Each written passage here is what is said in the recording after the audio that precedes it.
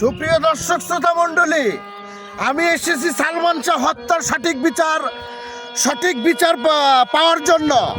আজ পর্যন্ত 29 বৎসর হয়ে গেল, তার সঠিক বিচার কেন হচ্ছে না? বাংলার জমিনে সালমান শাহ বাংলাদেশ চলচ্চিত্রে কি না করেছে? সে বাংলাদেশের শ্রেষ্ঠতম একটা নায়ক ছিল, সেটা হচ্ছে সালমান শাহ। আমি সালমান শাহর অনেক বড় একটা ফ্যান, অনেক বড় একটা ভক্ত। আমি সালমান শাহর ভক্ত হিসেবে আজকে আপনাদের মাঝে একটি কথা বলতে চাই, সেটা হচ্ছে সালমান শাহর 29 বৎসর পার হয়ে গেল বাংলাদেশের প্রশাসন। আপনারা কি করতে চান? 29 বৎসর হয়ে গেল, একটা বিচার কার্যক্রম সঠিকভাবে, সেটা খুন না হত্যা না কি হয়েছে, সঠিক কথা কেন আজ পর্যন্ত বাংলার জমিনে পাওয়া যাচ্ছে না?